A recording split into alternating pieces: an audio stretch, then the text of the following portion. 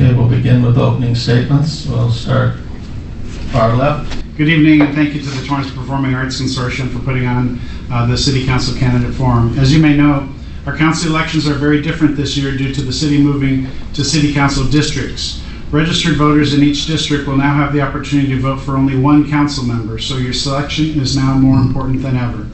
I have been your City Council member for over 5 years now. I bought the house that I live in District 6 in 1985. It has been an honor to serve the city as your council member. It's not an easy job, and I still to this day learn new things.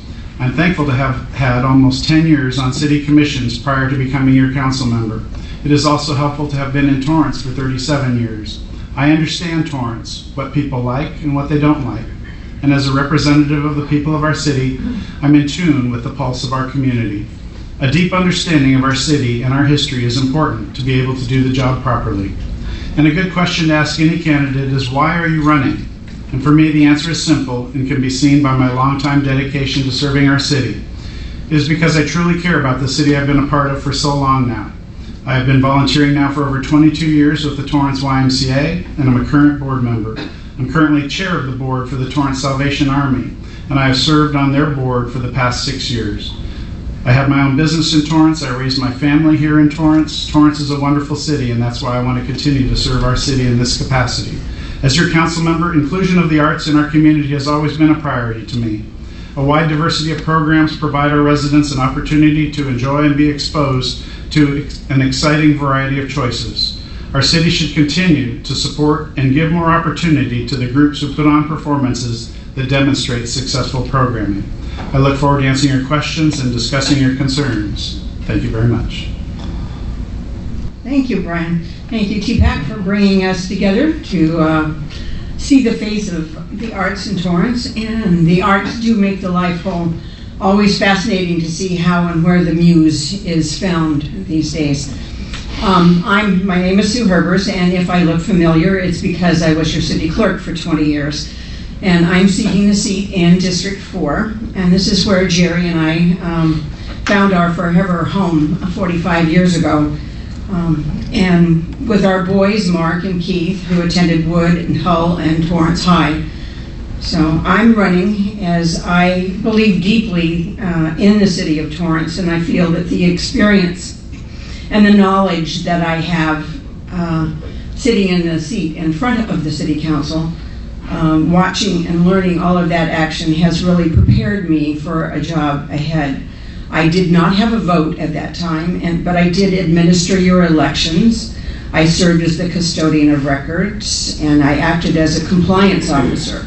I worked with the city council and the city management to meet legal requirements before, during, and after about 1,000 city council meetings in that time. I continue my civic work even after I left office, and I'm currently serving on the Strategic Plan Review Committee, where I've been able to share my knowledge with the committee, and I've been able to learn a lot from the other 20 committee members.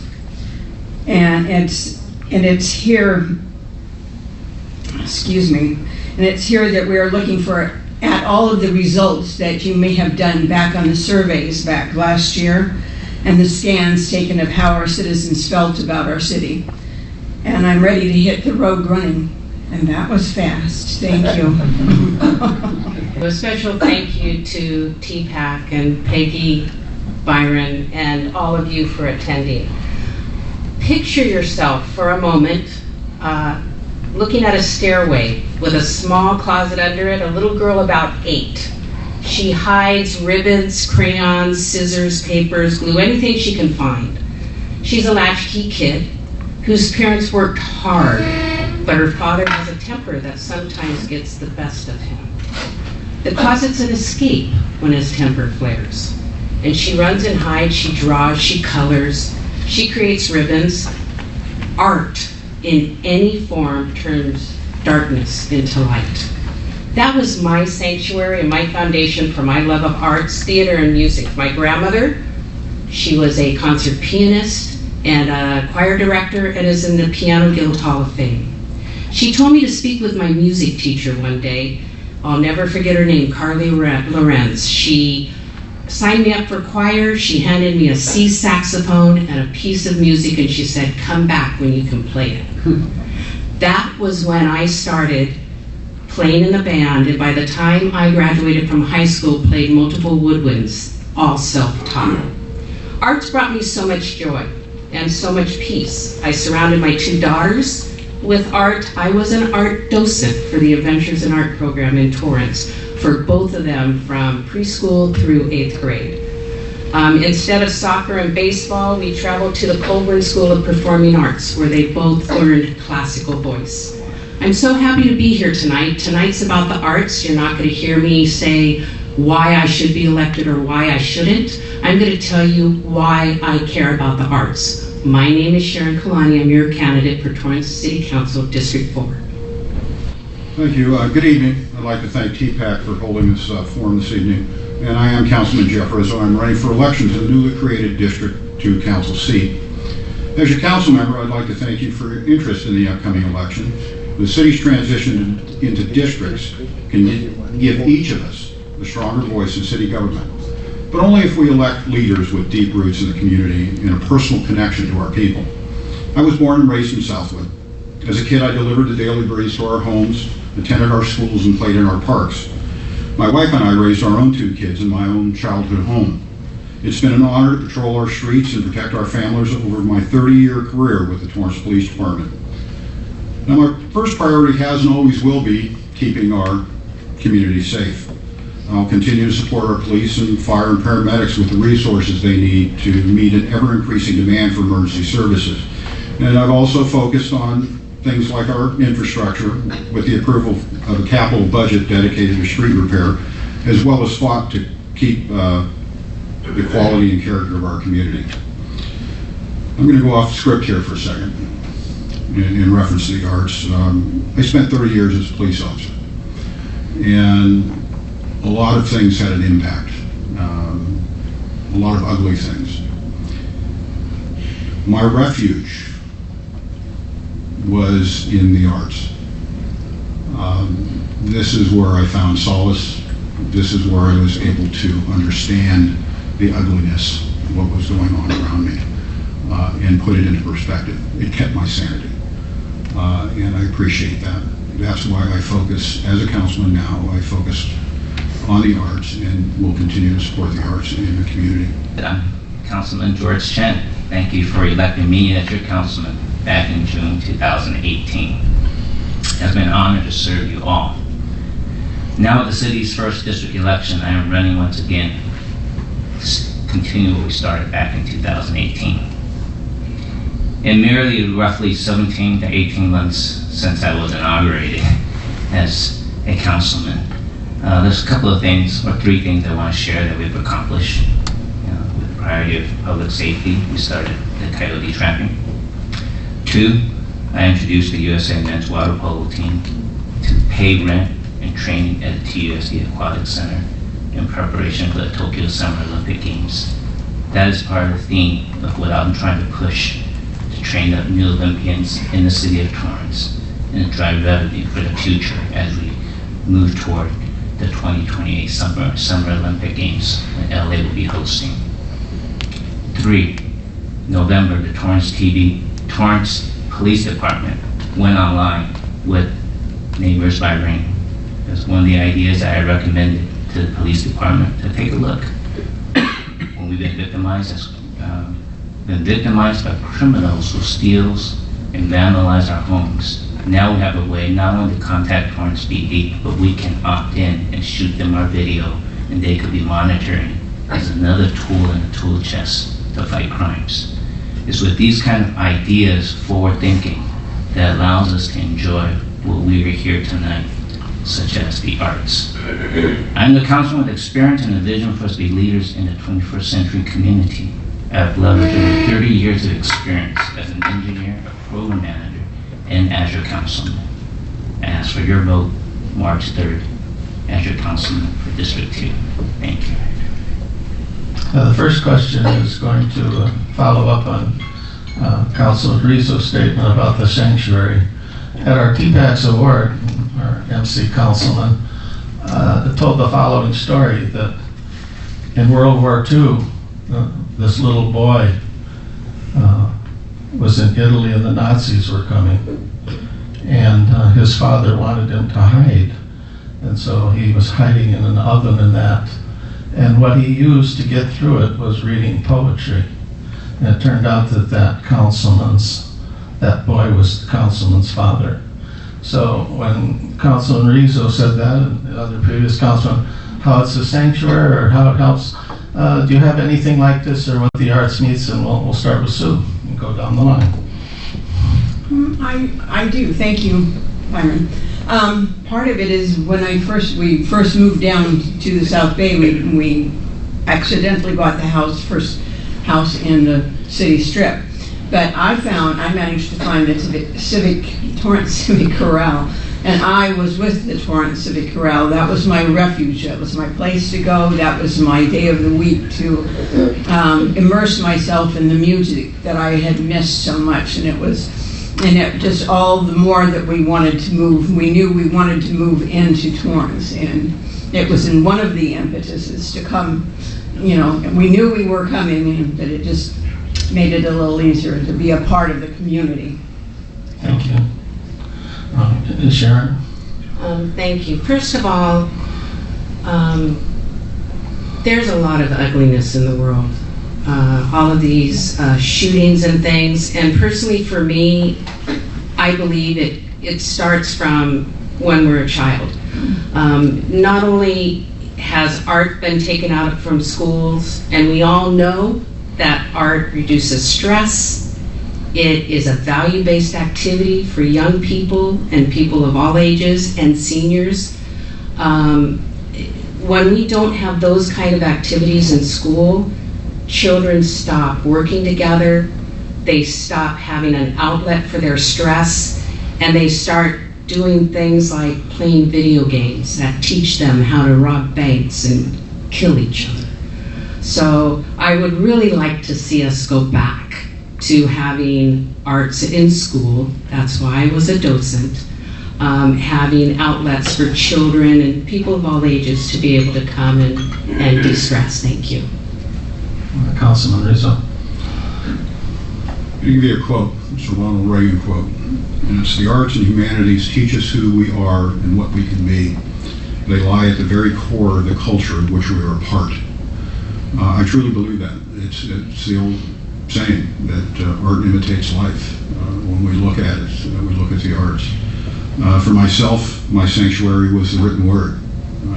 I read a lot of books, many genres. That was my way of all that ugliness that I saw in the world. This is why the arts are so important. What was your favorite book? Well, it depends on what genre. Choose any genre.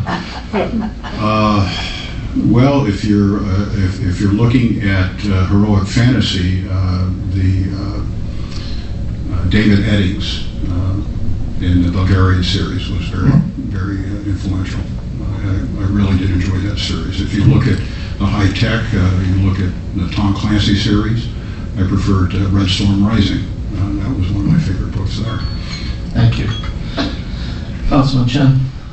I'm going to have to disappoint probably all of you here. I have no emotional stories of childhood like anybody else. I actually have no art history. And I'll just, let you know that I've been a work in progress, just like the first time. My wife here is the artsy person in the house. And we grew up here, and I was pretty much raised in the streets, play a lot of street hockey, street football, and I think my wife, who I met later on, but I think it was my cousins who had more of the music and playwright. I have actually some of you may know, I actually have a playwright cousin who won a Tony Award. He's a playwright who wrote in Butterfly. But I did not inherit those genes. We were pretty much out in the streets, get good grades, or else you can't play sport. So I'm still a work in progress. Thank you. Councilman Griffin. Thank you, Byron. Growing up, I grew up in Pasadena. My parents made it a point to expose me to as many different things in the arts as possible. I remember piling into the station wagon, heading down to the music center to watch a ballet or to see different performances, all kinds of musical performances, dance performances. And back in those days, because I'm older, there was arts in school, and I took advantage of that. I was actually, through my music classes, I was invited to participate as a bassoonist in the All City Pasadena Orchestra.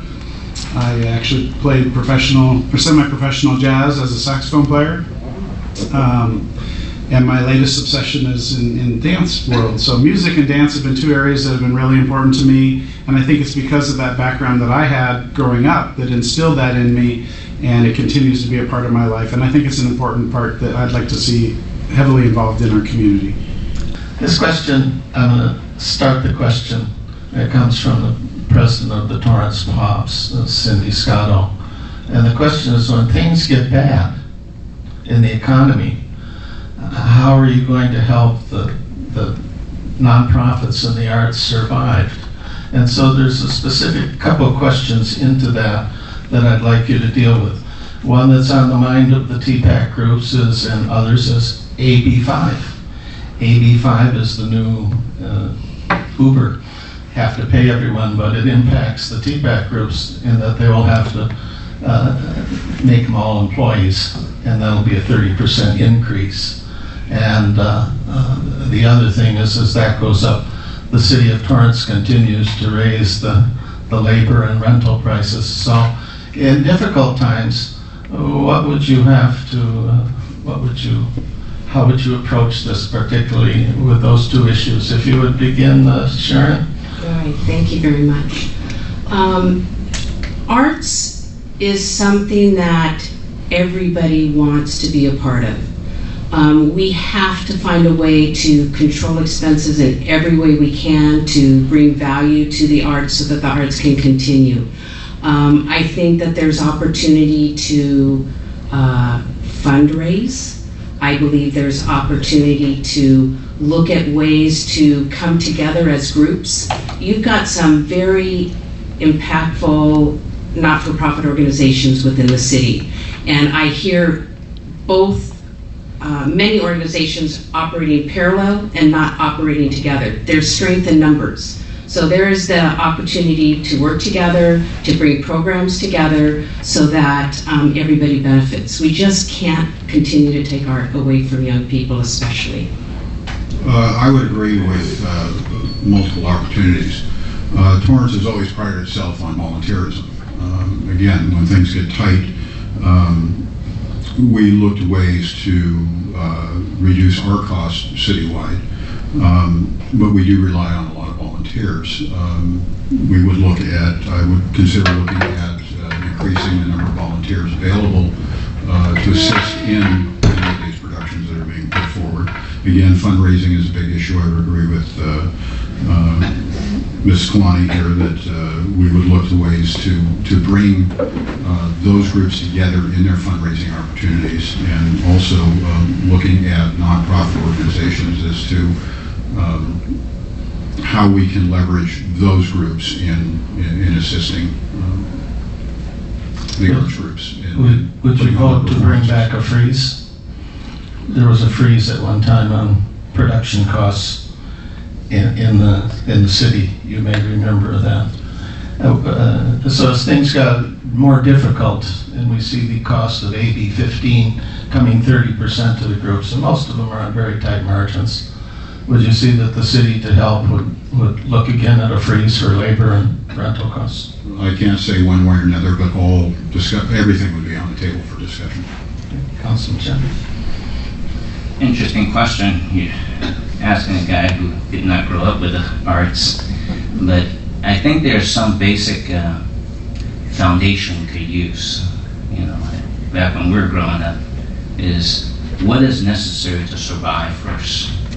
I think that's how we prioritize. What does the city need to survive? I think the city needs to be safe, because without safety, we can't take our kids to school and enjoy walking around, go to the store. We can't enjoy the arts if we don't feel like we can't even come to the place. The other thing I think the arts need to also take a look at. So to me, growing up, arts was a little bit, I'm going to use the word luxury.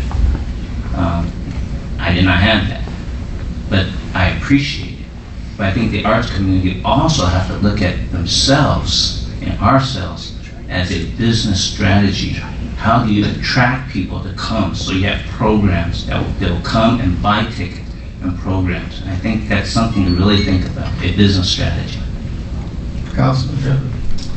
Thank you, Byron. I heard a couple questions in there, but let me talk about in an economic downturn, as what we faced in the past. One of the things that we did is we cut some programs, but we worked with those groups. For instance, the Rose Flow, we moved them to corporate sponsorship. And although that is a challenge to find corporate sponsors, I think it is a way, in many cases in an economic downturn, that sometimes there's corporations that are in our city who will be able to provide that where the city may not be able to. So I think that that's one way I would look at it, helping things out in an economic downturn. As far as AB 5, I think that's legislation that is having a lot of unintended consequences that are hurting a lot of organizations. And I hear complaints about it all the time in the business community, that it's making it much, much more difficult for all businesses to operate and use various contractors, and it's making the cost of everything go up. Oh, I'm looking at this is state legislation, and I am reading about all of the unintended consequences. And I would venture to guess that contacting our state legislatures would be a little bit part of what we would plan on doing, is trying to see how that legislation might, explain to them how it impacts the arts and what they're doing. Because I do believe that our legislators do understand that the arts are important in this community. So, but I think that there is, there's always a way to come up with funding for, and again, if we do it as volunteers, that would be one way to do it. But I think that legislation like that is probably subject to a lot more change in the future. All of you or any of you support the mayor and council approaching the state legislature, I believe it's Gonzales, that the AB 5 is impacting nonprofits by making them, all of their no longer can be contractors, but have to be employees. Do you see a place, does anyone see a place for that, for this mayor and council to examine and approach that? Well, I do. I think it is imperative for our council to share our feelings about how state legislation is affecting things in our city. And I know that we do frequently put out position statements on the different bills that come out.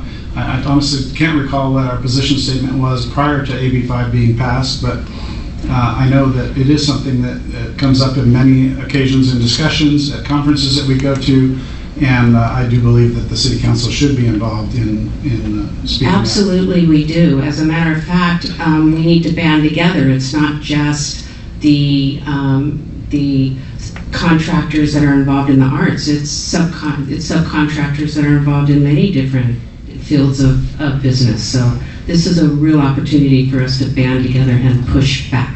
An issue that's important in terms of the arts is the definition of fine arts.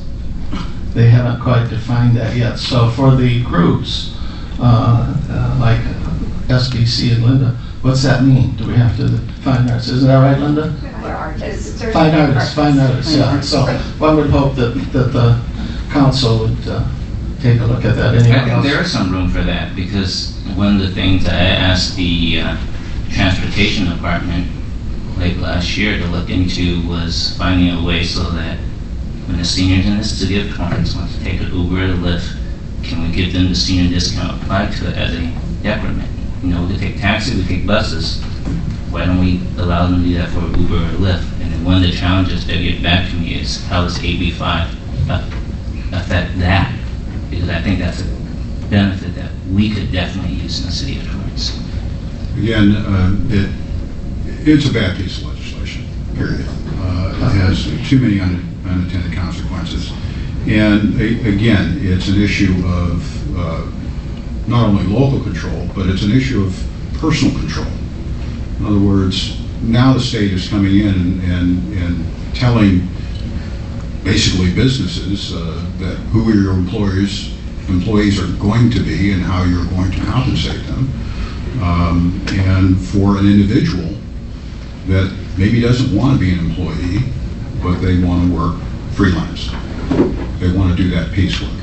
Now you're, in essence, let's take for instance, journalists. I believe it was 39 articles a year. Now you're limiting their ability to make a living. Again, just a very poor piece of legislation. And yes, we as a council do in fact take opportunities to push back on legislation like that. And any opportunity I get, whether it be in official channels or unofficial channels, to push back on that type of legislation is appropriate. Yeah, and Byron, I would say, you know, you're reaching out to the community that cares for the arts. That's where you're going to find your back, you know, in the city. So we hope that mayor and council will lobby, at least in the broader sense, in the more narrow sense, for fine artists, so that the groups don't have to raise their, they have to come up with 30% more on a show, which is, a lot of the groups do large shows in the 20,000-30,000, so it can hurt. Now, the question that Cindy put forward was, when bad times come, what is your plan? And I find this kind of interesting, because TPAC has 7 groups. They're the largest tenant you have in your Armstrong Theater, bringing the most people. Their budgets combined are over $2 million, and they send people around the world, etc. The TPAC groups take no money from the city, no direct money. And when we hear difficult times or this from previous mayors and councils, we hear, well, we gotta get volunteers, go out there and raise that money, work harder. Yet year after year, TOCA comes before the council, and you're acquainted with this, councilman, because you guys look at the numbers, and every time, this last 2 year times, you give them $275,000 each year to keep them afloat. You don't say to them, go out and raise a little more money.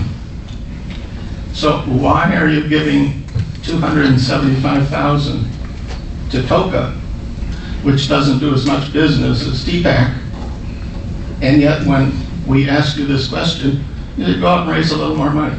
Councilman John. That was not my response. I just want to make sure that's on the record.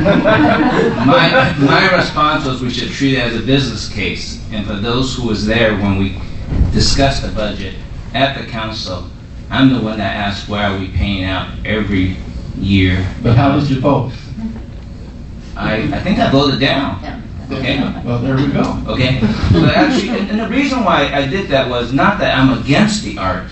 It's like that we need to have a solution so that we're not coming all the time. We gotta have a program that attracts customers so they can pay. I know TPAC, on the other hand, actually donates money every year, if I recall, in my 19 months on the council. So actually, I think that's how we need to look at everything. Everybody needs to be hungry and fight for their program and advertise why people should come to your show. Actually, the action I gave during the budget meeting was come with the ideas so that you can raise money so that the dollars that we contribute from the city each year should be a down slope to eventually zero. That's actually the goal I shared at the council meeting. So in your research of that, you realize that you make money off of TPAC, and that goes into the general fund to underwrite the foundation, right?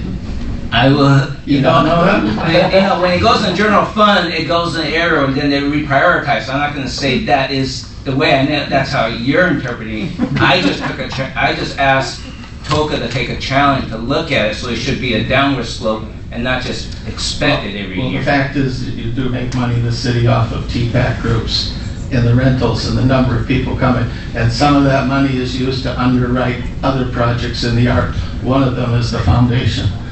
Councilman Griffin. Well, I think that I've been increasingly critical of TOCA's finances. I think that they are making some poor judgments on many of the things that they've done financially, and I really push back on wanting to give them additional financial support from the city.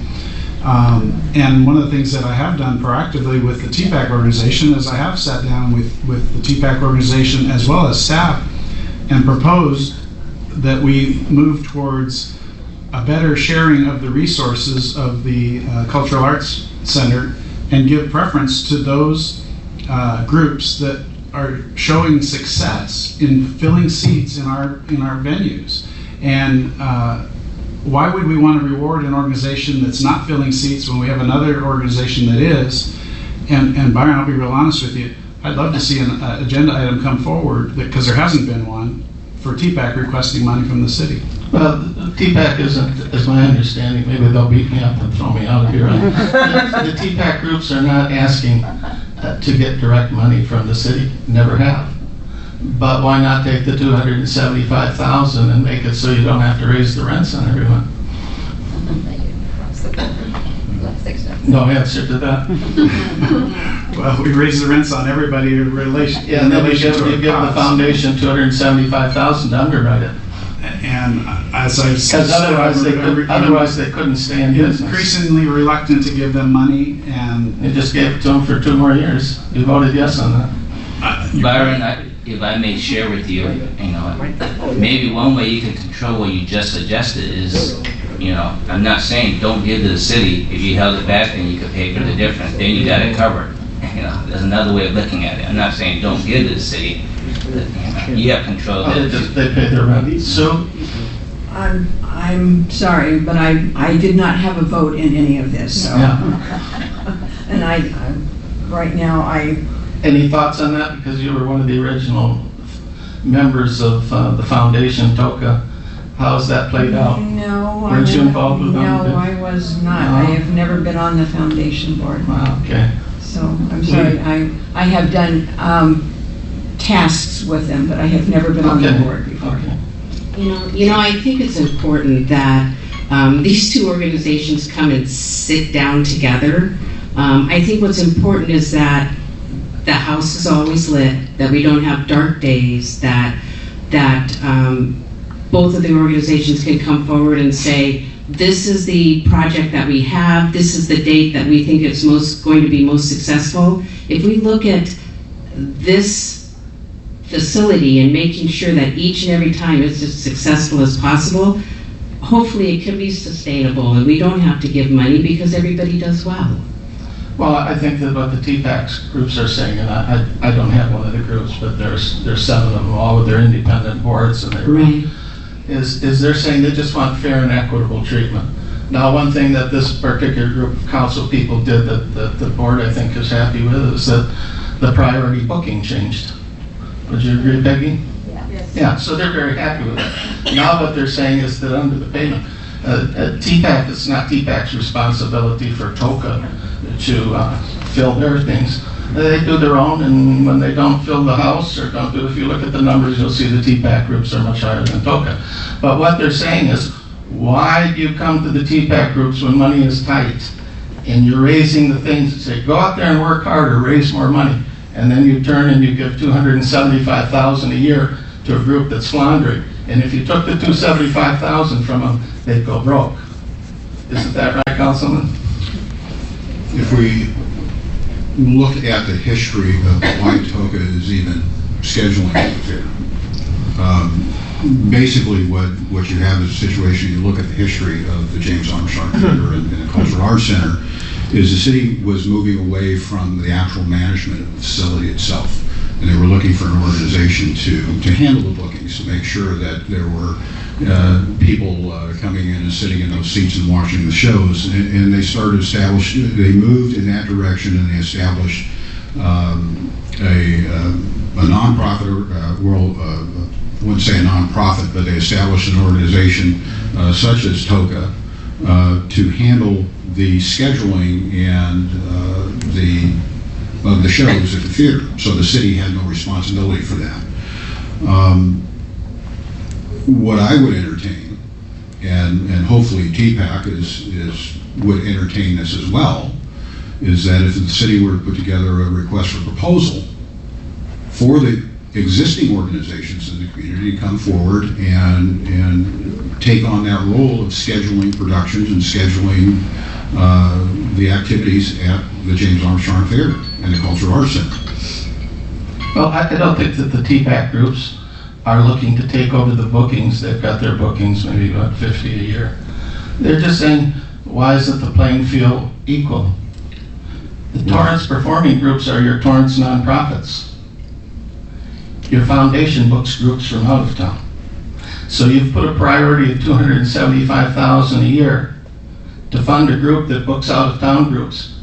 And yet if we asked you the question, what's more important, Torrance-based B groups or non-Torrance-based groups? I think every one of you would say Torrance, but your actions don't speak to them. Okay, we're going to start now the next section.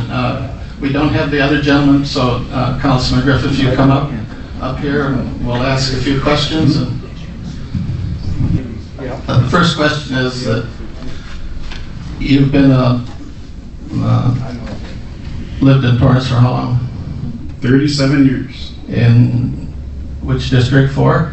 In District 6. 6. So you're standing in front of people in the Torrance Arts and to people in your district.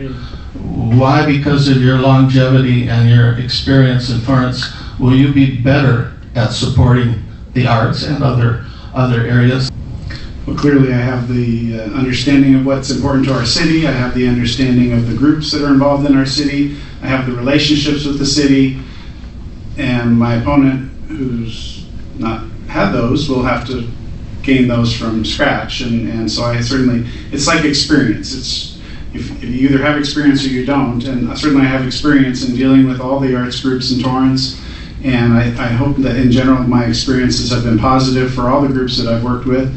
And I'd like to continue to do that. And I can't speak for my opponent, but obviously if you don't have the relationships, it takes time to build those relationships. Maybe fine. That's the hang up. The term in there is fine artists, and I think that's the difficulty identifying it, Linda, right? If I drafted this, if that ordinance had come before me and I had the opportunity to make suggestions and recommendations for adjusting the ordinance here in Torrance, I'd be in a better position to do that. I have not read the fine detail of AB5. I just know that the overall consequences of that to many, many organizations are bad because they have to reclassify contractors to become employees, and that increases the cost of the organizations that hires those people. So, it's state legislation. I don't have a vote in that. I do have a vote in that I vote for the people that are in Sacramento that make these laws, but I'm one vote. I can't make those changes. I can lobby for it. And one of the things that I've been doing on many pieces of legislation that have come down from the state is I'm working to try to band together with other cities, because I think if we band together as a group of cities as opposed to as one city, we have a much better opportunity to be heard by the state legislators that some of the things that they're doing are not right. Now that you've been a part of a council that has, I believe, voted for over $1 million of improvements in the theater, which was terrific. The 3 council people were, I believe, part of that. You've worked hard on priority booking, where it's more neutral, wouldn't you say so, Becky? And what other things do you think could happen? In fact, there's a question right here. I like this question. Let me get this up. Who wrote this question? Again, most theaters have marquee signage to promote events. Would you be in favor of placing a marquee on the west side of the theater, on the Madrona side, facing side? I like that question. That is a nice idea, and then it all boils down to cost. We've just recently installed some electronic reader boards that are just a little bit further south. They're not right on the back of the theater, but they're right there on the corner of Madrona and Torrance Boulevard, that we are able to advertise all the events that happen in the city. And in fact, we have reader boards not just here at City Hall, but we have reader boards at Wilson Park and in the North Torrance Library. So we have the ability to advertise, so to speak, all the events citywide and not take on the potentially very large expense of another sign to put on the back of the theater. Although I wouldn't be opposed to it if we had a flush with money. I would not be opposed to it. I like that question. So that's the answer. If you could do one thing to help the arts if you're reelected, what would it be? Well, I would love to audition for Uncle Fester when the next time we would that be something that would benefit the city? No? Okay. Might fester some people. Yeah, maybe. I think that one of the challenges that we face now with Torrance Unified having their own auditoriums is that we now have a lot of extra availability for our facilities here. And so I really think we need to find ways to get all of our groups, whether it's TOCA, TPAC, or anyone else who has things that they would like to do that our city would benefit from having at our performing arts venues. I would like to encourage that in any way that we can. And I think it's got to be a priority, because when those seats are vacant and those rooms are vacant, it's a negative for our city, and we need to fill those rooms on a regular basis and keep people interested in the arts in all the different formats that we can possibly provide. Would you entertain, you've been at the readings of Ted Lange and the Ken Miller. Yes, I have. And that's at times a vacant stage. Would you entertain the mayor and council looking at that to offer it at a better rent for any group? Because you're going to be facing a time where the Torrance Theater Company, I believe, is going to have to give up its location, right? That's to be determined, but... Could. Yes, and so a group like that could use it on that stage. Would you entertain looking at that? I'm willing to do that. I'd rather see a reduced rate to get a venue used than keep the rate high and have it not be used. So if we have a lot of vacancy in our rooms, that tells me that we can more than likely reduce our rate to get those used. To me, it's more important to have them used than sitting vacant and charging high rent. Thank you. You're welcome.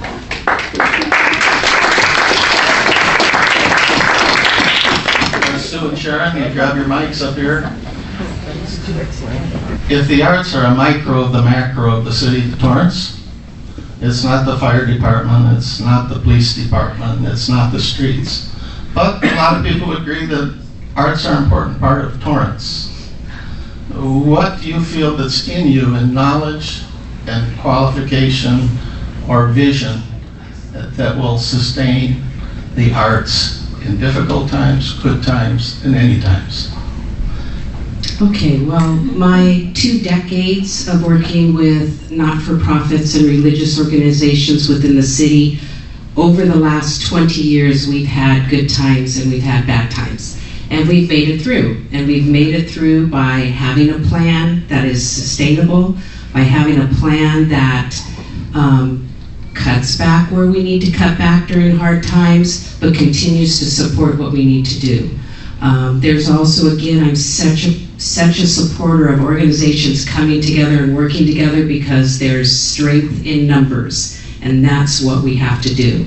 We've been very successful of bringing physical activity to the schools and getting funding for that, and I think we can do the same thing with the arts. So, Let's put on a show. I usually let's rally the troops and get out there and get done what really needs to be done, and to see together, again, it's a group of people trying to make their minds up what they really want to see in the community. And yes, there is a lot to be said for having those plans in place, but it's up to the will of the people to see what they really, whether they do want that. So now, both of you gave a wonderful background in the arts, very compelling, and I've been very impressed. I've seen you, Sue, at many art things through the years. So I don't play an instrument, though. No, that's okay. And so we have 2 people that have lived in Torrance a long time, both with a passion and a desire for the arts. Can you explain to me, Sue, what advantage your years in the city as a civil servant bring to why someone would vote for you, and then why your work in the private sector would help you in creating the arts? I've been very hands-on with the city council meetings and everything that was done. So you see from the beginning to the end what people people see as a city council meeting is a whole lot more than that city council meeting, that minute of time, those minutes of time. It takes time to build it up. It takes time to go through it after it's over. And I've watched it go from beginning to end to be able to do what the citizens have requested to do, what the city council wanted to do, what the laws required that we do. I've been sitting there, I've watched it, I know it. I know how it works in the city of Torrance. I've seen it. So I'm here, I'm ready to step in running right away. I've read most of that probably at least once, and as it goes over the desk before it goes into a city council item. So I have the experience and the work ethic to do that. Thank you. So I have a unique combination that I bring to the council that has never been there before. 25 years of financial management with large institutions and not-for-profit organizations, managing the success of over 3,000 associates, being a business owner that served the city of Torrance for over 33 years, and also being involved with the social service needs of the city and the programs that the city has needed for over 2 decades. That is progressive, responsible leadership ability that the city needs right now. In terms of you leave here tonight, what might you do in the next week to bring to the attention of the mayor and council that AB5 could put some of the nonprofits out of business? Do you have anything? Would you call them? Would you write a letter to do you have any ideas on that? Because this is a very important thing right now to the TPAC groups, right, Becky? That's it. So. Yeah, this is definitely a discussion. As I said earlier, it's not just about this group. It's about anybody that has contract associates. So this is much bigger than this room. So absolutely, this is a discussion that's going to start now. Part of what I would do is I have had in the past been going to the Chamber of Commerce PAC meetings, their government committee, but I had to stop doing that because I was running for public office, but I was representing the League of Women Voters. And I have not been there to those meetings, and I'm unsure that what action they have been taking on this. I'm sure that they have, and I would go to the chamber to see what other things would be in their wheelhouse and ready to also bring up to see how much and who are the people who are the players in what's going on in Sacramento, because I'm sure they are hearing a lot of it. I would put the call out to our legislators as well, just to say, wait, what are you doing? What action are you already taking on this? Because I don't think we've heard too much from them in any of this. So, and again, reading in the newspaper or just hearing bits and pieces about it I really hadn't heard that much. I heard more about the people at the ports than anything else. So, on this issue, Gonzalez, I believe, is the lady that wrote the bill, and she's backtracked now to get more than 37 writers the ability, more than 37 independent articles to write. And they're talking about 20 millions to carry the nonprofits through. But we feel an important issue here is, and they haven't ruled on it, they're trying to keep it vague, is the definition of fine artists. And so would you consider either of you to pick up the phone in the next week and call Mayor Fury and ask him to have the council in that weigh in on that? Sure, absolutely. Be happy to do that. Sure, but I think that we should be perhaps reading a little bit more ourselves before we go jumping into the middle of it. I would like to go to find, if you could give me the information that you have where you are most concerned, then I would be able to review it and take it and see. That is the issue for the groups, the definition of fine artists, because they can't classify whether they have to hire them as a contractor or they have to put them on money. Is that right, Linda? I believe that's Yeah, she's the one that's the expert on this, so if you want to hear anything about it, Linda. I think it's about coming together and having a discussion, and I don't think there's anything wrong with calling and getting people together and getting an appointment on the table so that everybody understands. What quality do you have? One of the things that the TPAC groups have worked on, and it's in COTS and Flux, is marketing. And the marketing for the groups has changed from publication to all sorts of things. And what is your vision for marketing? That was really a marketing question. Would you put the name of the Armstrong on the west side to let people know it's there? That's a form of marketing. The mayor talked about on the freeway. What would you do to market that the Torrance Cultural Center and the Armstrong is the gem, and I've heard it described by many council people, the gem of the South Bay? What would you do to market these groups and everything? Well, part of it is Discover Torrance, doing some work with them to see what they have been doing with it, to go, again, to be with groups would be a little bit better than doing what we're doing. There are so many splintered other, yes, marketing is hard to do, it's expensive to do. It's, and I'm not sure that the city at this point in time is ready to put up a marquee that is for only one thing, one use. And if there are, we do have some of the other signs out there. So yes, I understand that. But again, it's talking with the people who are doing the work already to say, what are you finding wrong? Why isn't it working? I don't know that putting a marquee on the west side of the building is the best use of the financial resources within the city. I think that those financial resources might go to help reduce the cost of the theater. Social media is a marketing giant.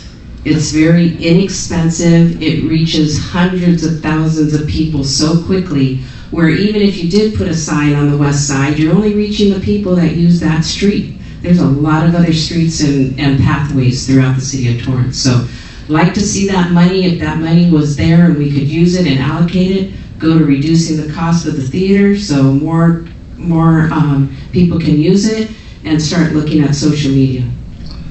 And how would you integrate the social media that the city has different sites going in, right? Am I right on that, Councilman? That you have different sites. How would you integrate it with the different artistic groups, such as the Torrance Theater Company, TOCA, the museum? How would you integrate all of these to draw people to Torrance and the Cultural Center? Well, you could either do it by group or you could do it as a whole unit, but someone needs to control it. There are a lot of Torrance sites throughout the city. A lot of them were started by independent organizations or even individuals. So someone's got to be the lead of that social media point and advertise. As I said, it's very inexpensive to do, quite frankly. I think there's a cost in the staffing for doing that type of work in the city of Torrance. I'm not sure that that is what the citizens would want to be doing, to be spending that money for hiring more people. That would be, again, some of those other sites that are out there are not in the city's wheelhouse. They haven't been, they're off on their own touting whoever they are, whatever they're doing, and I'm not sure that that's where we need to go. It needs to be with the people who are benefiting from the advertising to come together and say what they would like to do, to see how you can come together with that.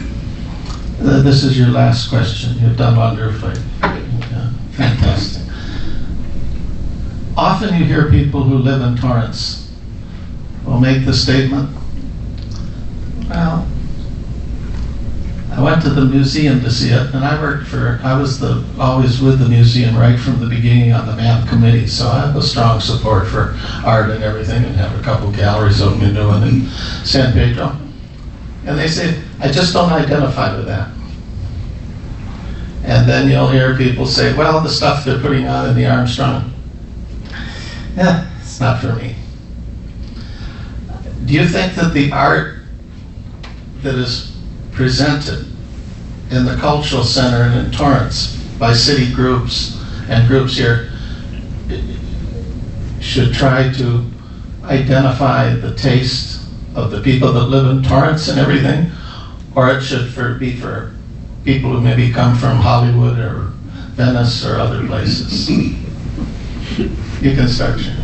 Okay, well, diversity is always good. I think we need to identify with the different age groups to make sure that there's something for everybody. Kind of a funny story. I had to pick something up from the police department today, and I went over to the Torrance Art Museum. I don't know if you all know what I do, but now I work for Green Hills Memorial Park as a family service advisor. So it's not a matter of if you're going to need my help, it's when. So just so you know. But we're not dying to meet you. Well, actually, you are. But they've got death cult going on over there right now, and it was fascinating. Like, I didn't want to leave. So they had skulls and skeletons, and it's beautiful. You should go and watch. So that did cater to me. It might not have catered to someone else, but diversity, that's going to make us relevant. Yes, I have attended a few shows over there, and I'm thinking, oh my goodness, I can do that. So I'm waiting for them to curate a show that is called I Can Do That, and let me submit some things, because I have some great ideas, but I'm not necessarily an artist, but I have a couple of great ideas. But they do need to mix it up a little bit, and sometimes it has been interesting.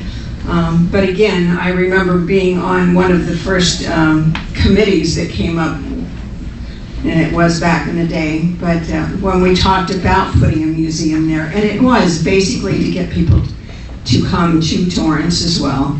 And the volunteer groups that work with them, they're very dedicated to what they're doing, and they really enjoy doing what they're doing.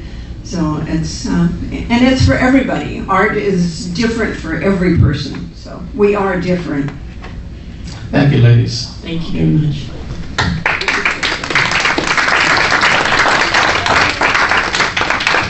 Councilman, thank the two of you for your support of the arts in terms of the allocation of the money for the theater and for the direction and priority booking. They've been important to the groups and the meetings with the mayor and the council person with all of the arts people. And this is a difficult one for the TPAC groups, the two of you, because the districting changed, because they could have voted for both of you.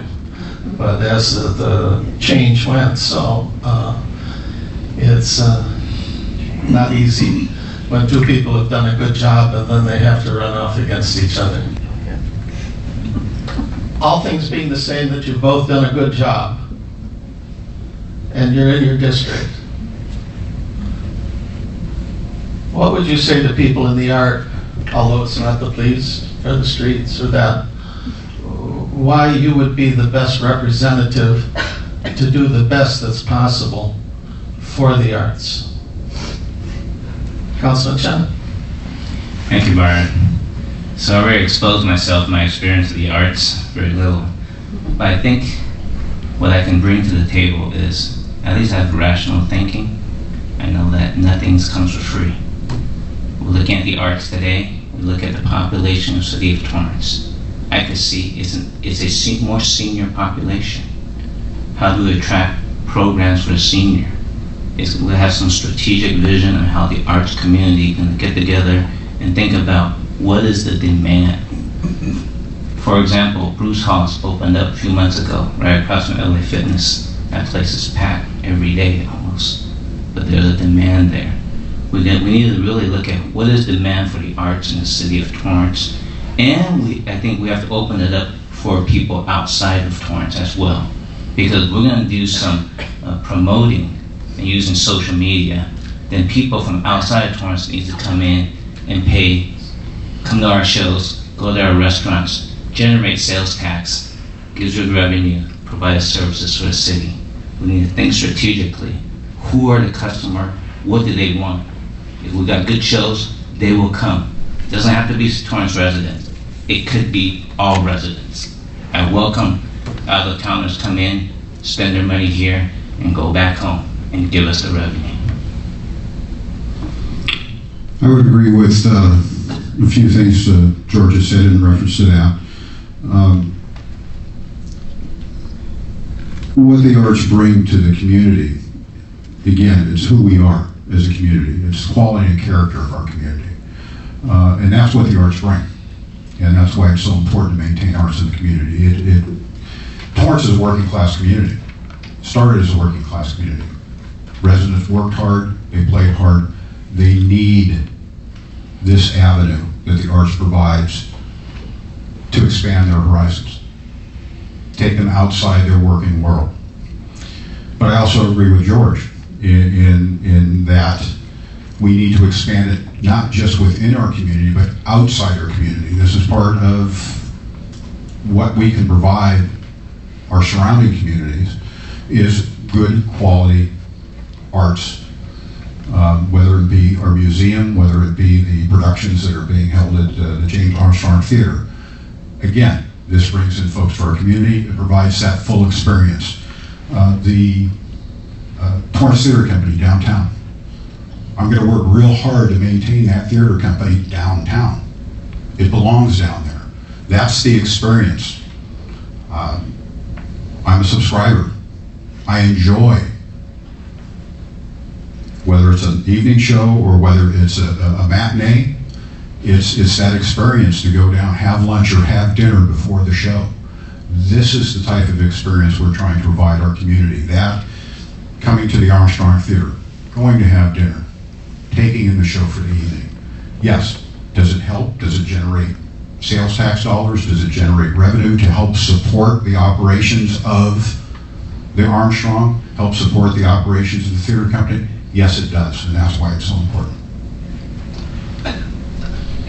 What will you do this week to bring to the attention of the other council people and the mayor AB 5 in terms of the definition of fine artists and the impact it'll have on nonprofits? Councilman Chen.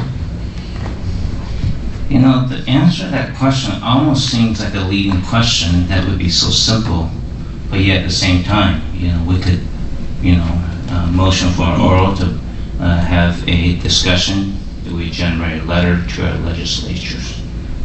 And that is a possibility that we may consider for the last meeting, City Council. At the same time, we can't bank on that. That's how I feel. Because if we bank on that, then we start going down the road of what I would call the victim mentality. Because it may not get us anywhere at the end of the day. At the end of the day, we do still have to control our own destiny a little bit better. Is that we need a strategy to get all the arts communities together and say, where are we going to be in the future? Where is Torrance going to be with respect to arts 20 years down the road? What is the demand? What are the programs show that people want? And what areas do we need to start infiltrating very young when they're in the elementary school so they could appreciate that kind of programs? Then we start marketing hard. Because no matter what we do, generating letters, it may not gain the traction that we're all looking for. So at the same time, we gotta have a strategy is what are we gonna do about it to better ourselves so that we could have the funds, the programs, people will come and people will line up for it, just like they're lining up, what I said about 5 minutes ago at Bruce Hall, they're going out there, they want it. What is the Disney Hall providing that they want? What does Disneyland want that people are still buying tickets even though they're increasing the ticket costs? We gotta find the demand. Well, to answer your question, what we could do is, again, as Councilman Griffith said, I don't recall what our position was on AB 5 when it first came out. So this would require a little bit of research on my part to find out what did the original letter say. what was our original position on this, and then take a look at that letter and have some discussions with the mayor. They don't necessarily have to be an open council, but they can have some discussions with the mayor and other council members as to their thoughts on AB 5. Again, I think it's a terrible piece of legislation. But also, besides dealing with it just within the city of Torrance, we would look at other agencies. We could look at the South Bay City Council of Governments, which I am the delegate for, which represents all of the South Bay cities. We can take that to that group and look at additional letters or contacts within the California legislature to address the issue of what is that definition of fine arts. We can look at the League of California Cities as well to find out if addressing this issue is going to be imperative as far as determining that is to establishing new exceptions, because there's exceptions coming forward on this piece of legislation all the time. Well, they haven't really defined it yet. In fact, it was written up that they're trying to stay a little vague on that because they're trying to find their way with that, and Gonzalez is. And I think what we're looking for is that the mayor and council would take some position to find out the definition of that. May I say something, Brian? Based on what you just said, if this is the nucleus of the arts, or part of the nucleus, why don't we take a preemptive strike? How do we want to define what fine arts is? And why don't we come together and send us a copy of your draft? Give us something. I know I will not be able to write that, what is fine arts. I'll tell you what I have, but maybe there's a nucleus group that can. Do the preemptive strike. Don't ask them to define it. Define it for them. A question I would have for your group, Byron, is... Not my group. Well, it's those groups and Peggy's. A question I would have for all of the groups then. Has somebody already provided a definition of what they believe to be fine arts? No. But couldn't the two of you and Councilman Griffith go back to the mayor? You have a meeting once every 4 or 5 months with all of the arts people, and in that particular meeting, take a step towards what this definition should be. That was the reason that committee was created, right, Peggy? And that is always a possibility, and that is always on the table. But again, as Councilman Chen was saying, that preemptive strike has that definition or a attempt at a definition been provided by any other group, not just groups within Torrance, but any other group in the larger Los Angeles County area, any other group in the state of California. If it's an issue for the performing arts community locally, it's going to be an issue for the performing arts community statewide. So if it is an issue for them statewide, then I'm sure somebody somewhere has taken a stab at providing a definition of what fine arts is. That would be my first step. Where is that definition? As compared to, it's going to take us, 4 or 5 months to get together, and you're indicating there's some immediacy to this.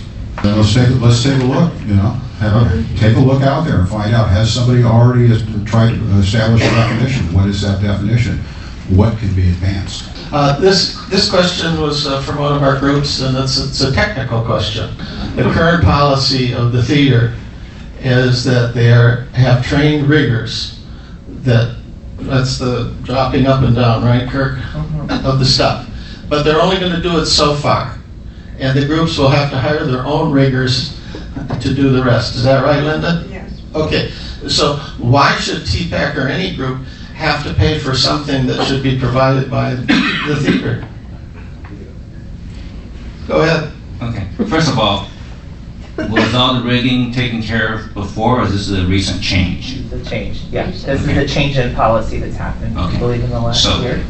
I am not aware of it. Based on the way you described it, you would think that the rigging should be done by the city because you paid for it. It's almost like, you paying for an insurance policy, and then somewhere down the road you get in an accident. They say, no, that's extra. So that's the way I think I'm hearing it. So to me, I would have to understand better because I am not aware about the so-called meeting with the mayor. In that case, the groups have to go out and find their own rigger that's certified to finish it. And I think that's probably a potential danger here, the insurance people getting hurt. I mean, if it was me, you know, just thinking out loud on the fly, I know that could be dangerous, is that the rigging should be done by the Torrance City staff, and so that there is insurance so that people don't get hurt, the rigging going up and down. I don't think the groups who pay rent to use it should be hiring riggers and pay additional costs. It should be part of the rental fee. Well, they pay labor too. They pay for the labor for the rigger. And I'm just sharing you what my opinion is, but I'm not aware of the change that you're sharing. So I'm just thinking on the fly right now. Can't answer that question for you because, as you said, it's a technical question, and I don't have enough technical expertise to understand how the rigging works at the theater, so I can't answer that question for you. But don't the citizens of Torrance come forth in many areas with questions that you may not completely have the technical background to answer? But that would be correct, and I would have to research it, and I would have to understand and ask the questions and find out before I can answer the question. I don't have an answer for you right now because I don't have that technical expertise. Well, the question in a more simple form would be, if you're hiring the city to provide services such as rigging, lighting, sound, should the city provide that? Or should you have to bring your own people on some of it? To the level of what the city has to provide, then you pay for that. If the city doesn't have the additional equipment, or if the city doesn't have the additional expertise, then you might have to bring in somebody from the outside to provide that. A good example of this would be somebody that's renting the Torino Plaza or the Ken Miller Rec Center for an event, such as a wedding, but they want to serve alcohol. They're going to have to bring in their own bartender at their cost, not at the city's cost. So it's, again, not having the technical expertise to understand how the rigging works at the theater. I would have to research that to understand what the limitations are of that rigging, and before I could even answer the question. Thank you. Torrance is looked at as a city of diversity, and as you know, TPAC has placed an emphasis, and the arts do place an emphasis upon diversity. We see diversity, and all of the council people have heard TPAC send its messages through me that they're working at diversity, and you see that the Torrance TPAC groups and our groups work very hard at diversity. You look at the casts and of Metropolitan, 220 kids, some Latinos, some blacks, some Asians, some whites, some this, some that. And you look at the programs that they support and everything. And the question is, do you feel that the arts and outreach and what they work helps to strengthen the city of Torrance in that area? I believe it does. I mean, I look at the city of Torrance as a micronation. You look at every school district, or north-south, Torrance, Ambassador, or Bishop Montgomery. If you look at the student population makeup, you're talking about racial diversity. There is lots of diversity in the city of Torrance. We also have to look at diversity of thought, diversity of programming. Diversity is it could be diverse in a lot of ways, not just racial diversity. But I think what we should focus on is a variety of programs, priorities, based on what we see, what is important to the city of Torrance and where we're going. I don't think the focus should be on diversity, because it then becomes, to me, the Asian guy, then it seems like we're going to have a quota that you got to have one or two of these. I think we have enough mixture of racial and program diversity in the city of Torrance, that as the demand comes, if this show or this event or this person is the most qualified, that's how we choose.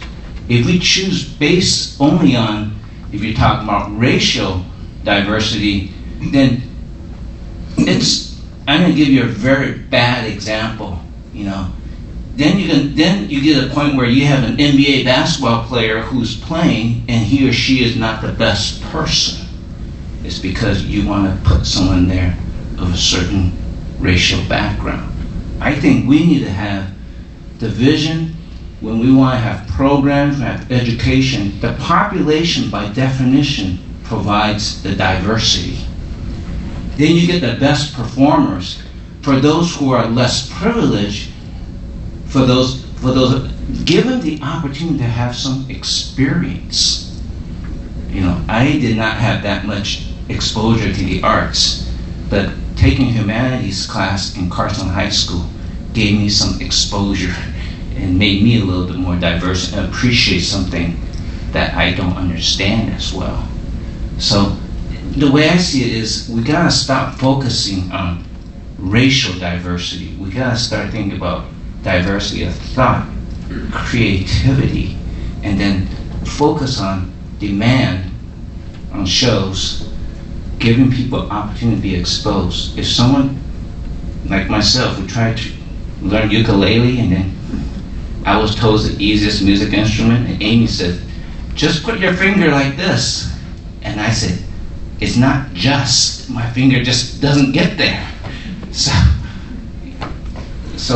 it's a short answer. I think we need to get away on the focus on racial diversity. We already have diversity in the city. Let them loose.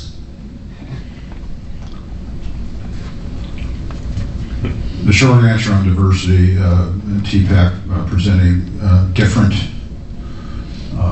genres of art.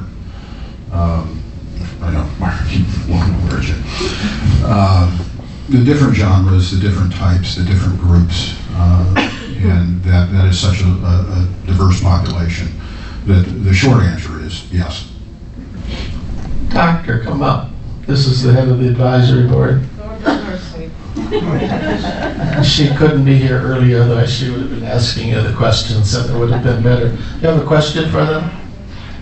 Well, I don't only have a question. I just first want to say the art in the community is the heart of the community.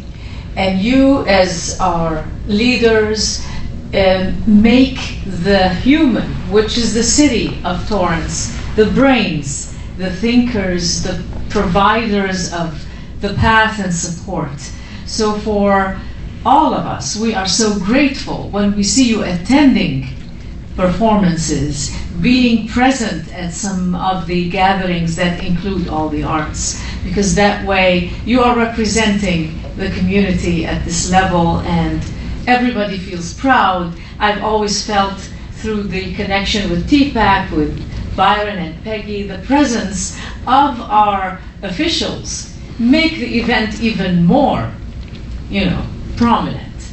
And I would like to ask you, as you look forward in your path here, to set aside maybe in your schedules to attend these performances and these presentations. How does your plan look as you are, moving forward? Are you interested in one area more than another? Are you interested in exploring something that was never part of your, let's say, cup of tea, but you will come and see it, you will come and attend, you'll promote it in your district? Go ahead. To answer that question, yes. I attend many different performances.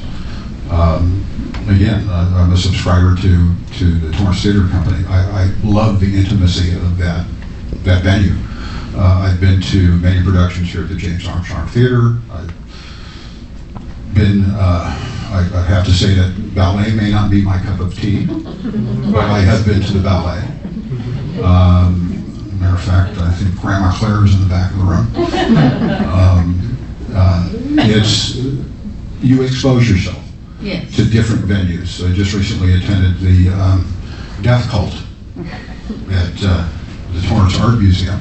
Rather fascinating from a different perspective than the beauty of the skulls and the artwork, to walk into a room and actually see outlaw motorcycle gangs flying their colors. That was rather interesting, but the fact is that you brought in a diverse group of individuals, and there was no conflict between these different groups, that they were there for the art. That's it, to hear someone else's voice by your presence. Absolutely. Makes it valuable. Yes. I have been the recipient of much kindness from the arts community. I'll expose my ignorance one more time.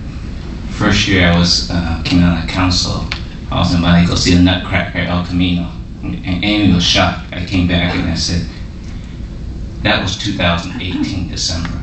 I said, now I know what a nutcracker is. I was 57 years old. I said, wow. So I am still a work in progress, but I did appreciate it. I learned something. An old guy could learn something too. But going to the Beauty and the Beast, man, I think tears are coming out of my eyes. And then going to Suzico, seeing the ballet, seeing my friend Robin Steph Chen's daughter being one of the. She might have a lead role in the Nutcracker this past time. It was great excitement. Seeing my former colleague at Raytheon, Roy Okita, performing in musicals. It's like, whoa, that's what he'd rather get paid for. He goes to Raytheon get paid so he could perform. So I've enjoyed it. Every chance I get, some of you may know that I get out there and I enjoy it. I mean, I may not have grown up with it, but. And I tried to drag Amy along with this. I think she's enjoyed the shows. I do enjoy it. So I appreciate the arts. Though I don't have the bones in the arts, I definitely appreciate it, especially when I see people I know in there. It just lights me up even more. It's like, I know that guy. and I would have to reiterate that exposing yourself to things that you have not traditionally exposed yourself to, you learn an appreciation, and you come to appreciate the art form. Well, the arts make us balanced human beings, and that's certainly what we all need all the time. And to be open-minded and have that lifelong learning, sometimes you're seeing that in these forms of entertainment, but at the same time, it's an educational journey. And as I said in my opening remarks, that's why the arts have always been my refuge. Beautifully said. Stand here one moment. This is a question for the two of you and then the other three of you. Torrance has some really terrific talents, as mentioned before. Misty Copeland came out of South Bay Ballet and they produced some of the largest. Ted Lange, I could go on and on. But Dr. Nashif is internationally known. She was in Russia with her choir for the State Department. And she's, I think, going to Dubai.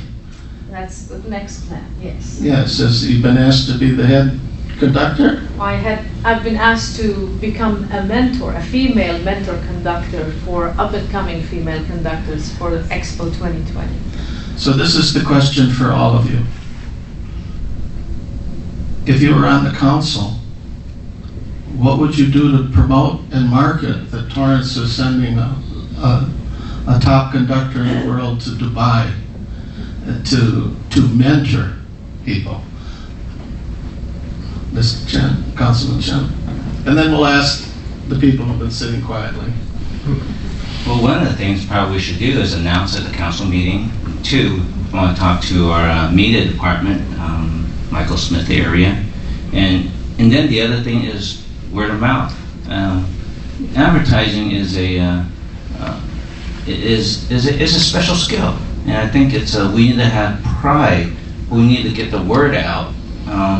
It's almost like doing a campaign. In the campaign, there's signage, there's electronic, there's email, and then there's word of mouth.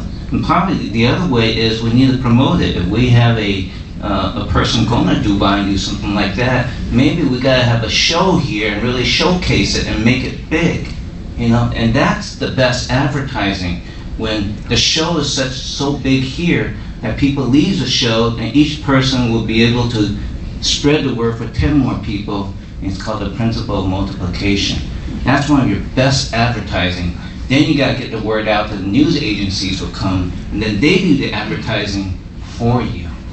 You know, just some ideas. You know, I mean, every opportunity you can make a plug. If you're excited about it, you'll make a plug about it. If you're not excited about it, it'll just be my obligation. I think we need a feature. We got to be something big. We need to dream big to make it big. If we aim for something high, at least we can move forward in that direction. Thank you, Councilman Rizzo. I would agree that you know, council recognition is always a start, and local cable channel, a news story on that can move forward on that as well. And again, sending that out to the news agencies and indicating this is what's going on, and you know, hopefully the news agencies will pick it up as a story, as a storyline for local news. I see a lot of interesting things in a female conductor going to Dubai. It's a big cultural issue in the Middle East, and that is very newsworthy. Again, it would start with council recognition.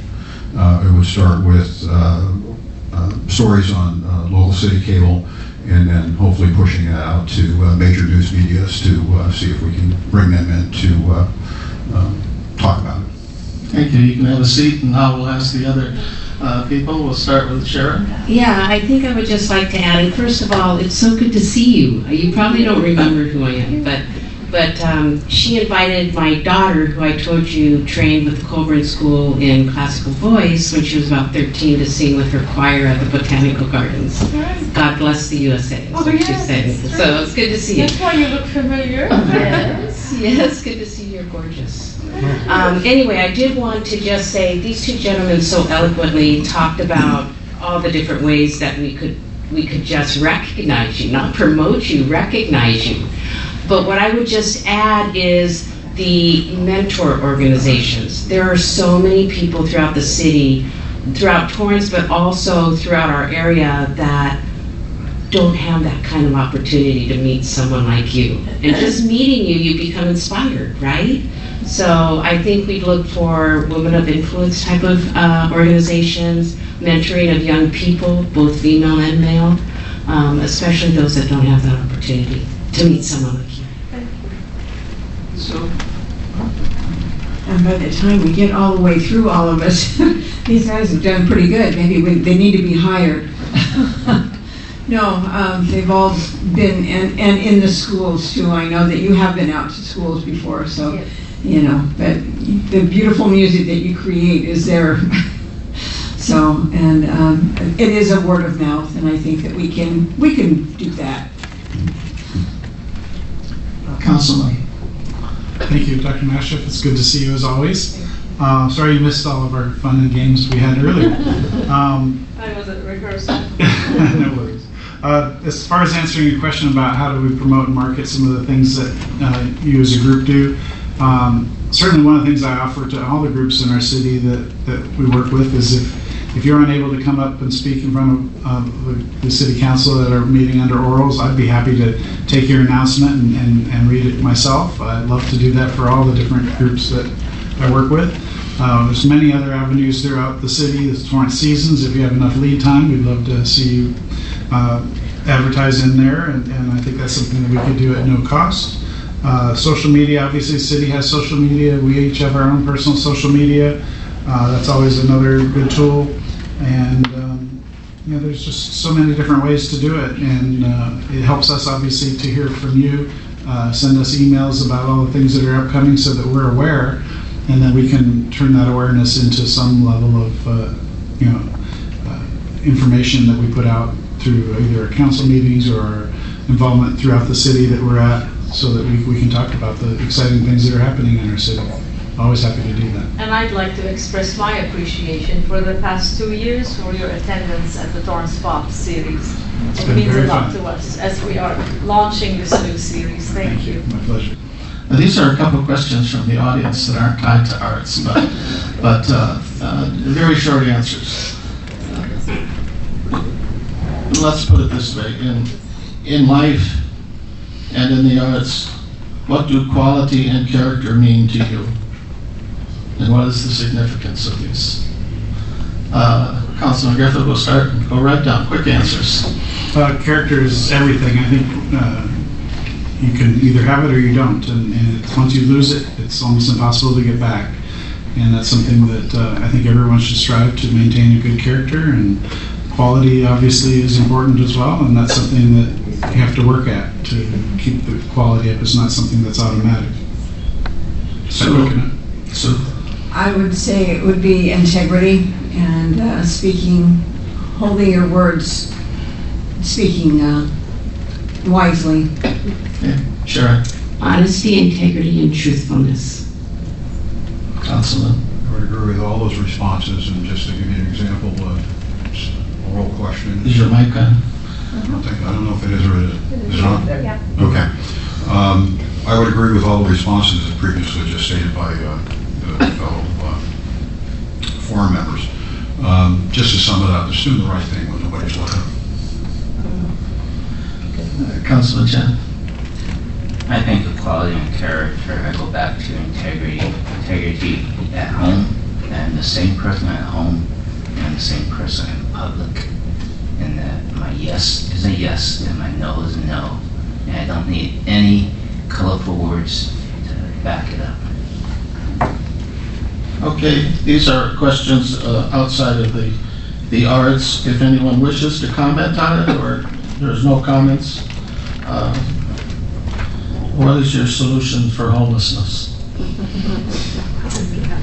So the opportunity that I've had to work with the Torrance South Bay YMCA, we were successful at looking for individuals, specifically families living in vehicles and on the streets, and bringing organizations together to help them have subsidized childcare while they were subsidized with a place to live until they could get off the streets and into permanent housing.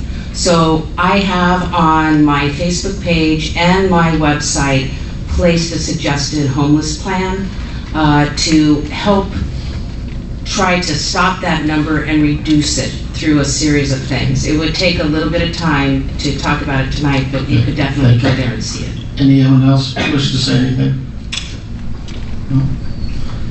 Well, first of all, if I don't get it all done, go to www.voteforgeorgetown.com. I got a whole segment on homelessness. But I think that the homeless approach isn't going to be quick and easy, because the balance between compassion and what I call public safety and public health. We have to realize what is the problem there. And then we need to, where we need law enforcement nowadays, we probably need to enforce as much as we can, even things that seems small, so that those who are taking advantage of being out on the street, whether they're substance or drug abusers, so that they don't take advantage of what I call, not what I call, is that the revolving door of committing crimes because they believe they can get away with it. So I think that's one of the things. Let's take the crimes, when they commit a crime, enforce the law. And then those who are mentally ill, who need help, who need substance abuse, let's take a little stronger action to take them to the place where they need help. But go to my website and look at the rest of the story. Anyone else like to say anything? Well, just the fact that our Social Service Commission has been taking this up in some community meetings and taking community input. And I would suggest that anybody that has suggestions on how to deal with a very complex issue, attend those meetings and provide the commission with their input so we can put together a city plan to address the issue. If I could. Yes, please. Yeah, I don't have all the answers, but I have compassion for the people who are out there, and the empathy and the sympathy for what they are going through. And I too am looking forward to seeing what can be done. I know it is not just simply for the people in Torrance to handle all of the issues, but I am looking forward to their answers in their report. Okay. My comments on homeless are on the record in our discussions in the council meetings. It's not an issue that really Torrance can solve. It's a regional problem that is so complex with mental health issues, drug abuse issues. These are issues that really Torrance is not equipped with financial capabilities to solve. But we're making some progress, and we're trying to work with the folks that have the money, and that's the regional and state level folks, to try to help us achieve the goals that we need to do to help get these people the help that they need. Byron, I think this information I'll share will be helpful. On February 25th at 3 p.m. in the City Hall Assembly Room, there's going to be a homeless task force update. The public could join us. Okay, this next question, I'm going to try to blend it in with the arts. It's on free speech and religion. And of course the arts are very much into freedom of expression, and sometimes things aren't, you don't like this play or the language or the this or the that. And so, but this question, you don't have to answer it, but I just want to put it out. Recently, the council approved In God We Trust. And this person feels that could, in times of very difficult device times, that this maybe wasn't such a good idea. Do any of you have any thoughts on this?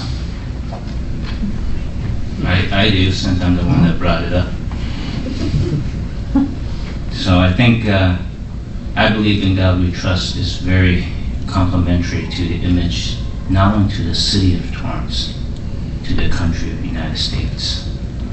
And when I brought it up, it was not there. I already talked to the city attorney. This is not an issue of separation of state and church at all. That's been talked about many times. And even today, since the In God We Trust was put up in the city chamber last August, everyone is still welcome to come into the city hall. We have told no one they're not allowed to come to City Hall. We open up the city council meeting every time with the Pledge of Allegiance. We also give an invocation.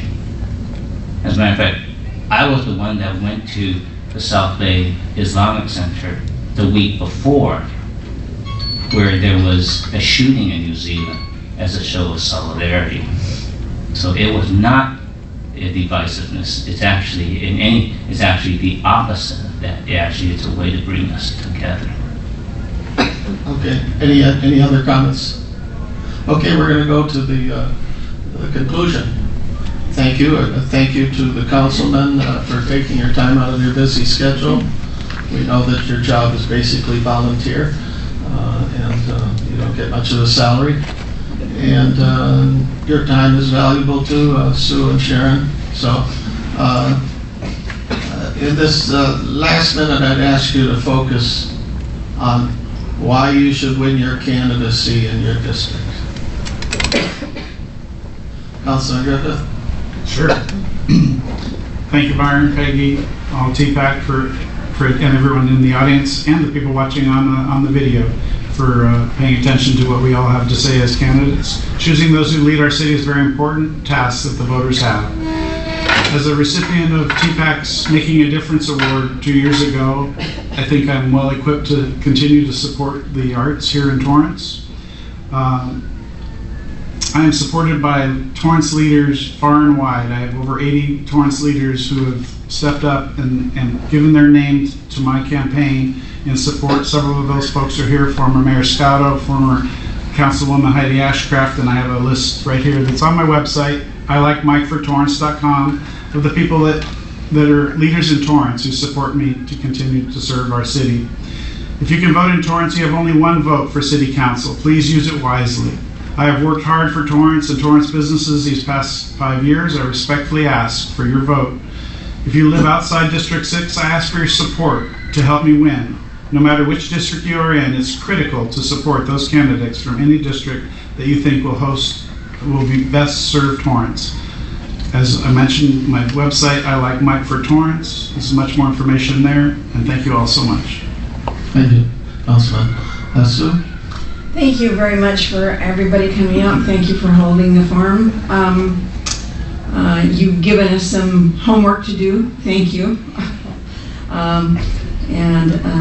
I don't know all the answers, and a lot of this means that you have to be in to read the material and have the material and know what you're making your decisions on.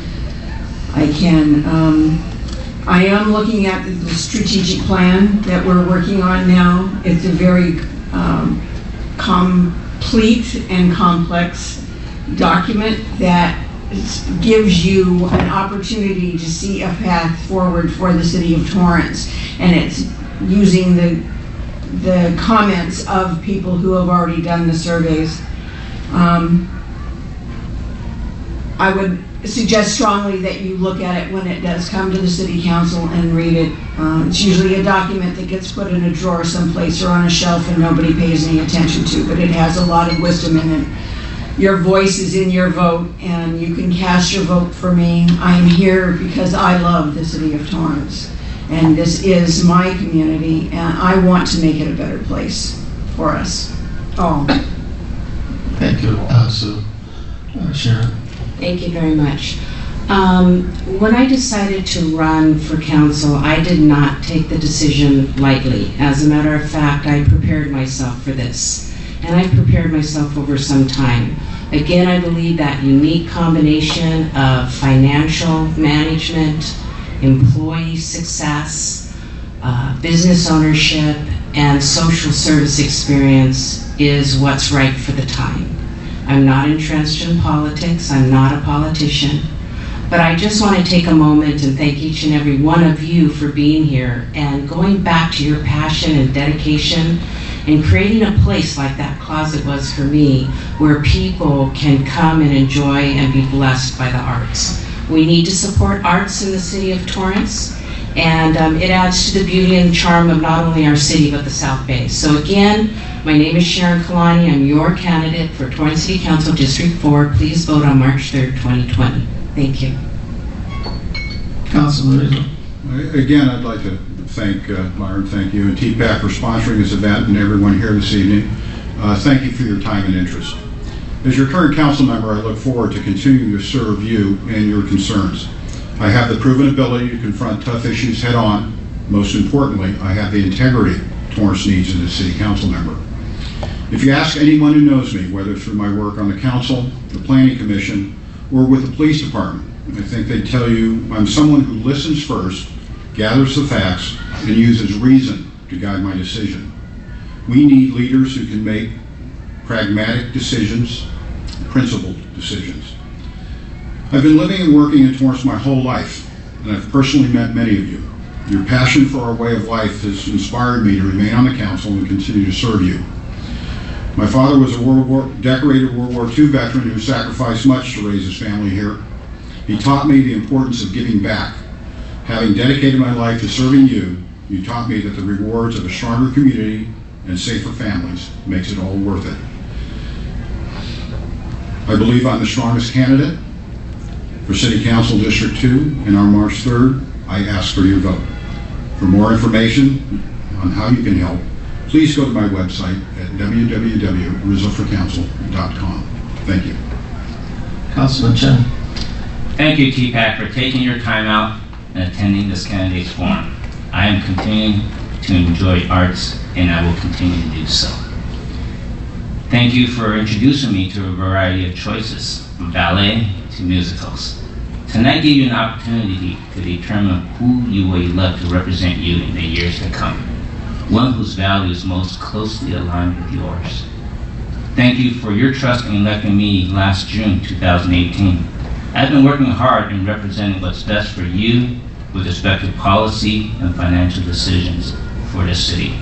I will continue to apply my breadth of experience, taking a vision and putting plan into action and creating a vibrant future, not just for us, but for the next generation, so we will be leaders in the 21st century. I have the vision to capture opportunities to bring in higher paying jobs into Torrance, such as creating the technical workforce for the newly established Space Force. taking the opportunity to benefit from the upcoming 2028 Summer Games. This is the kind of vision we need for a vibrant tomorrow. I ask for your vote for Torrance Council District 2 on March 3rd. Thank you. Thank you, all candidates. TPAC does not endorse anyone. Good luck in your race.